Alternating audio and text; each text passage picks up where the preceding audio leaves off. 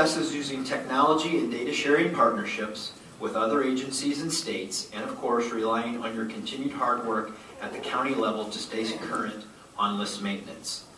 New in 2014, under the provisions of Senate Bill 200, you will be required to contact voters who have moved since they last voted, urging them to update their voting information and keep their registrations current. Under the requirements of the Federal National Voter Registration Act, this has traditionally been conducted every other year in or around May. Mailing voters annually will further enhance the accuracy of the voter list and help eligible voters to stay on the voter rolls.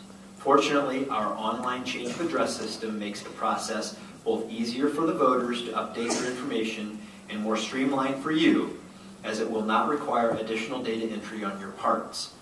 We know the online system is an option voters want to take advantage of, based on the fact that nearly 140,000 people have used the system, including thousands from last year's national change of address mailing who chose to go online versus sending back paper forms. Paper has been their only option prior to launching this, and we hope with this and online voter registration and a lot of other things, we can remove the paper and implement technology that will make this whole process easier. And let me talk about that a little bit more. Full online voter registration. As the General Assembly has asked us to do more to maintain the accuracy, integrity of Ohio's voter rolls, we must continue to ask them for the tools we need to best accomplish that task. Full online registration is absolutely critical for our ability to run accurate and fair elections in the 21st century. It's time to move on to this century. 19 other states have or are implementing an online voter registration system, and as the most important swing state in the country, we cannot afford to be second best. There's no reason for it.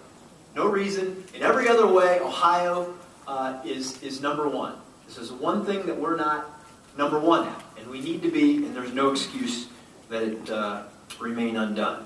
The evidence is irrefutable. Online voter registration is more convenient for voters, it saves money, and will increase both the security and the accuracy for your election system, for all of our election system. Aaron asked me the question before, well, what is it that we can tell them? What do we can tell the legislators? Well, you know what? We always hear from your county commissioners that the local government fund cuts have been tough on them, right? And they're always tough on you when you ask for more money. Well, here's something that if they do it, you can go back and say, you know what, this is going to help us save money. The lists go on and on about why this is better.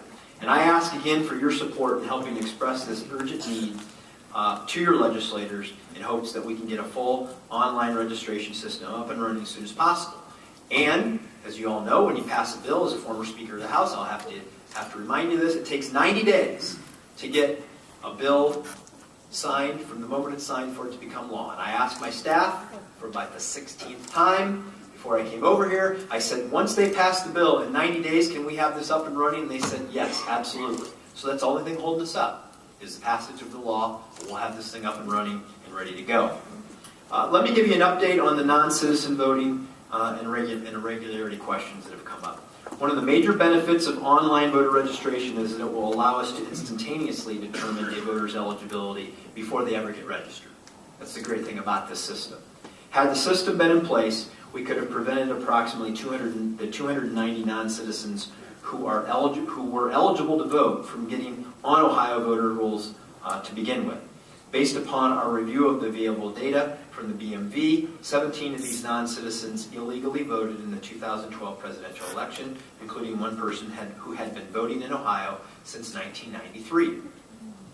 We have referred them to the Attorney General for further investigation and possible prosecution, and sent letters to the others who didn't vote, but who are on the rolls, to ask them to remove themselves from the rolls if they have not yet become citizens.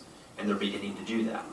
Just as with the review that I asked you to do and undertake after the 2012 election into potential voter fraud and voter suppression, we will continue to be vigilant about this. I have said consistently, voter fraud is rare in Ohio, but it does exist, and when it does, we discover it. When we discover it, we will hold people accountable. You need to only refer back to the 43 contests that were decided by one voter tied to understand why this is so important in ensuring the integrity of our elections now and for the future.